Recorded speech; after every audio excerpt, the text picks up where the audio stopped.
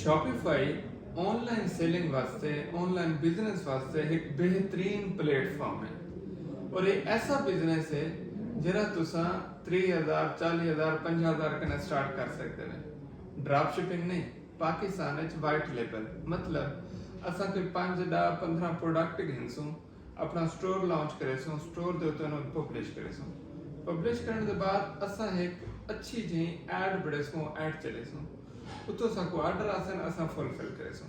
एक सादा जिहा प्रोसेस है लेकिन साको सीखण किवें पोंदे, सीखना किवें पोंदे, स्टार्ट किवें करना पोंदे, उंदे च ये होंदे कि असा एक स्टोर बनेसूं। उंदे वास्ते सब चाहिए कि साको अच्छी जी स्टोर डिजाइनिंग आनी चाहिए।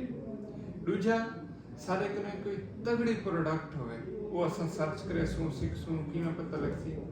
तीजा सारे कने अच्छा सप्लायर होना चाहिए। चौथा साको अच्छी ऐड बनावन आना चाहिए। पंजवा असा जी ऐड लाऊं उनका रिजल्ट आना चाहिए।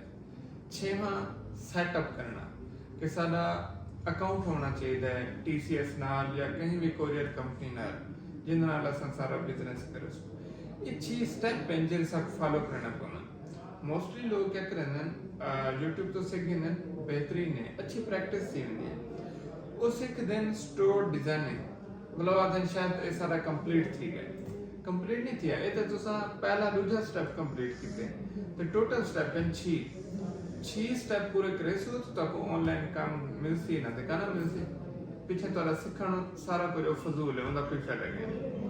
ही में देखने मैं अपने इंस्टीट्यूट एक प्लान बनाई कि जे सारे कने बाल आंदे असा को स्टोर डिजाइनिंग सीखेसो, असा को अच्छी थी प्रोडक्ट देसो, असा खुद उनका स्टोर चलवेसो, उनके इन्वेस्टमेंट करेसो, उनकी ऐड चलवेसो, उनका प्रॉफिट जनरेट करेसो।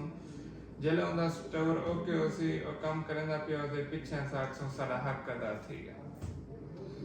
तुम्हारे वास्ते एक ऑफर है सिलेक्टिव सेल वास्ते कि अगर तुसा रियल काम करना चाहते वे और शॉर्टकट दे चक्कर च कहने पीछे तुसा इस्लामाबाद ही आ सकते वे, डीजी खाने मान सकते वे। इन वास्ते 2 कने 3 महीने तक रिक्वायर्ड है। अगर तुसा कोई शॉर्टकट दे चक्कर च वे या वाद नहीं ये देखो डॉलर ते देखो डॉलर कमावन दे चक्कर च वे तो भला तो कोई फायदा नहीं। अगर सही माने बिजनेस करना है वो लोग जेरे अखराजात अफोर्ड कर सकते हो, जेरे शॉपिफाई ते इन्वेस्टमेंट ही कर सकते हो, 40,000 50,000 लाख तक के इन्वेस्टमेंट कर सकते हो, इंस्टीट्यूट के बाद बात ही अदा कर सकते हो। ये वीडियो उन्हें वास्ते है।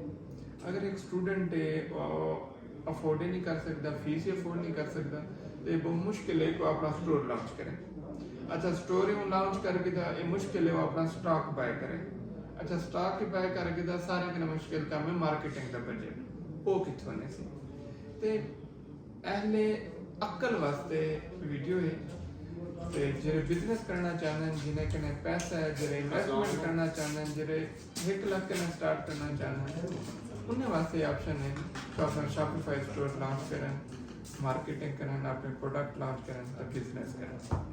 तुसा इंस्टीट्यूट रब्ता कर सकते हो, डीजी खान रब्ता करो मोस्ट वेलकम, इस्लामाबाद रब्ता करो मोस्ट वेलकम।